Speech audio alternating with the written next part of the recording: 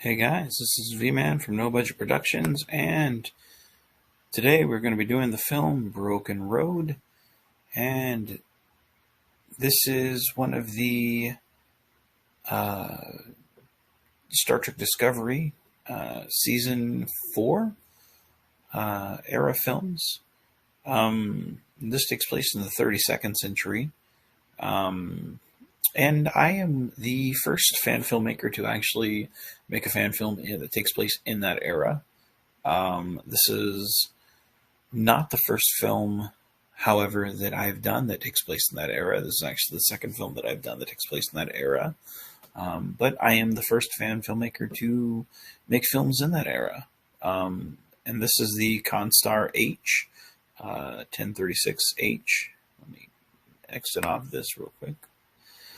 So this is these paintings right here are replicas of Richard Roberto's paintings he did.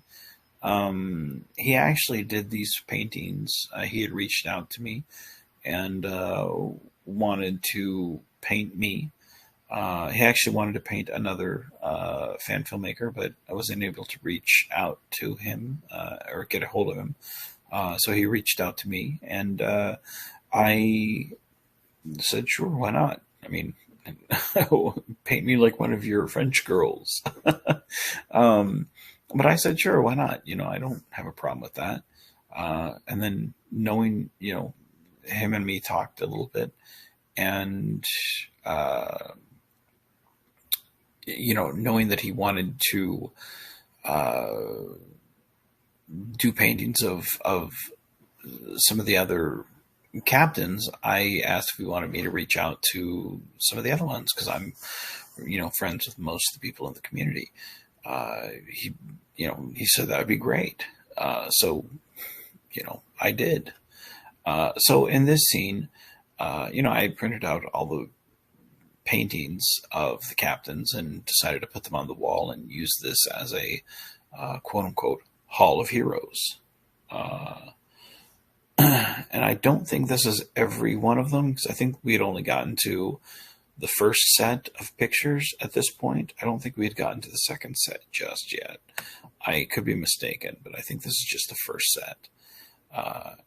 And we hadn't gotten a total of two sets. And I think the two sets are in the final film that I did, but this is just the first set.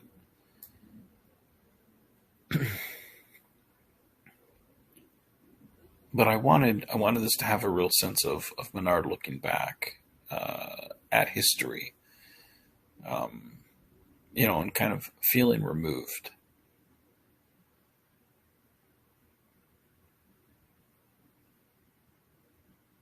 And again, the Constar H. And this was done by Dan Braylon. And this was all shot on my green screen here.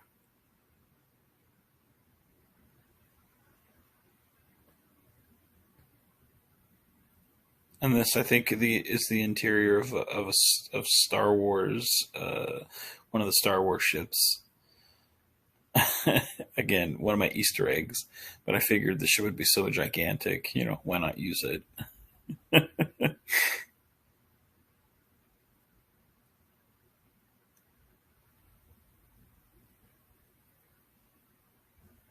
But yeah,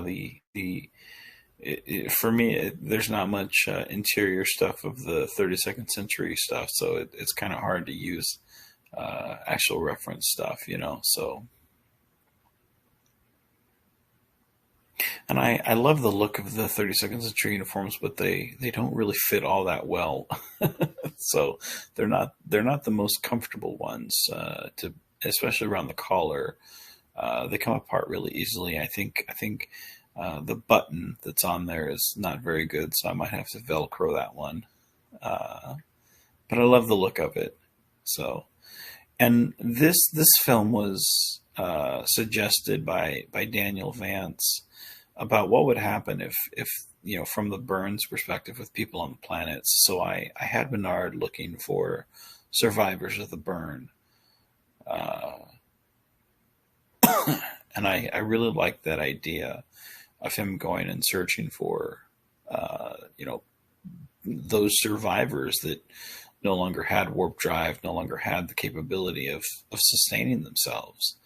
But Daniel Vance had that idea in one of the chats of a live stream once, and that's one of the things I love about connecting with an audience, is you get to actually connect and listen to their ideas and take that into consideration, and then go forward with making films. I never would have even thought about doing that idea, but I thought it was such a brilliant idea. It works, and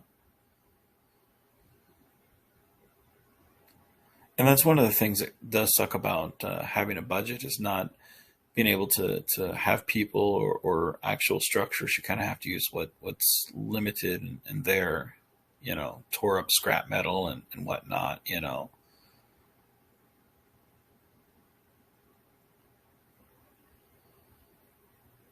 But I do love the look of the snow and the tore up metal and how that kind of, trying to get the illusion of a planet. And Menard, thinking back to a conversation that he had with Kelvin. Oh shoot, what's Tyler's character's name? I could kick myself. Mason, with Kelvin Mason. I had never got to work with Tyler before, and I really wanted to. And I wrote this scene for another film, and it never was able to be done. So Tyler, Josh and Tyler was able to put that in this film, and I slipped that in here, and I was very happy to get to work with him. And then it was about maybe, I think, a year and a half, maybe a year later, I actually got to work with Tyler on the set of an Avalon film. This is after I retired.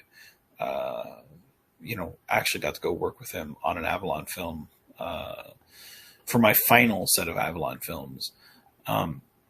And he's such a pleasure to work with, a professional, knowledgeable, and just a fucking awesome guy. As soon as I met him, gave me a great big old hug. And I felt like I knew the guy for forever,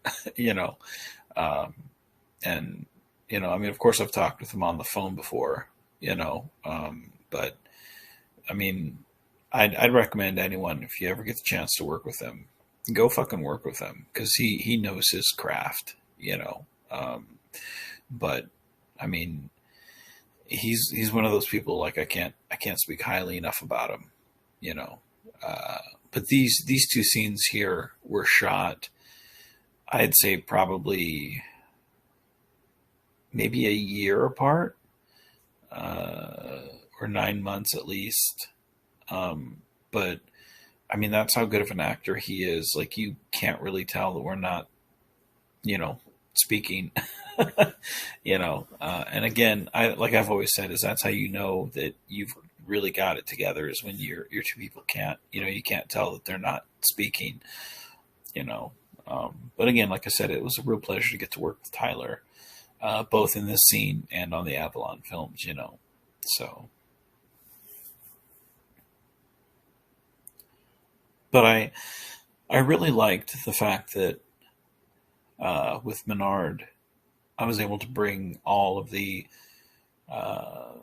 Menards from Prime Menard to Kelvin Menard to the Phantom. I was able to kind of merge them into one being, so that I was able to play off all of these different personalities and memories and whatnot, and make them all relevant. Because I think each one of them, I think each one of them brings something different to the table that's important. Going for each experience, I think it's important.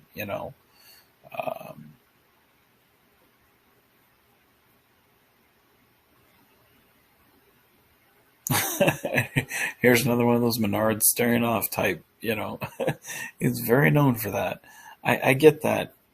I get that example of doing that. Michael Keaton, he's known for doing that in the Batman films. Whether it's in the Batcave before Vicky Vale walks up, or if it's in Batman Returns when he's by himself and the bat signal flashes up. Like, he does that all the time. So if anybody hates that Menard does that, blame Michael Keaton. you know, but and then Josh here does the transport. He did the transporter work.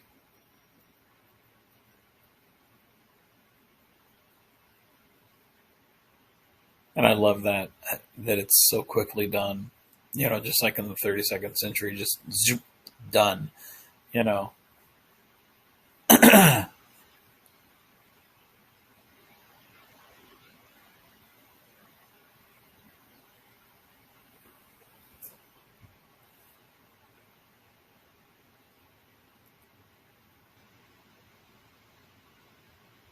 So yeah, that was the film Broken Road. Let's see if we have any after credits here. I think we do. Yeah, let's go to the after credits here real quick, because I don't think, not very long if memory serves. I don't think they're very long.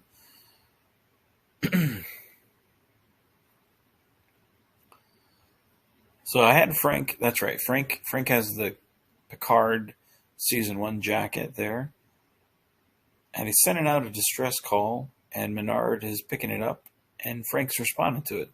I wanted it to be seen that the Rain Cross is sent to the future, and Grissom is also there in the future, and I really wanted it to be like, like, how the hell did you end up here? Old friends back together. I really wanted. Let me exit off there and pause it. I really wanted it to be, as Menard's going through and looking for people that were left over from the burn, I wanted him to find his old friend. Someone that in the early days he hated, despised, but he found. Someone like, how the hell did you end up here? And with all this time travel wonkiness, in my mind, it's kind of like Doctor Who, where you never know if you're coming or going. And I feel like at this point, it's, Frank or Randy, from Dreadnought Dominion, or, Gary or Greg Mitchell, or any one of us.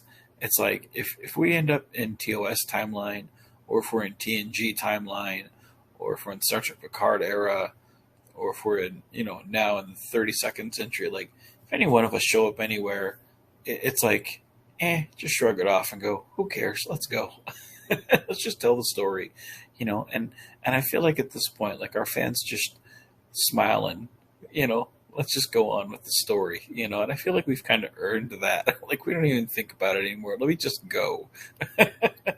Whereas at one point, that's a huge story chunk, and now we don't even think about it. We're just like, nah, it's okay. We don't care. And it's like Doctor Who, how they time travel and they just go with it. I feel like we've earned that right. But that was my moment here. I really wanted them to have a fun.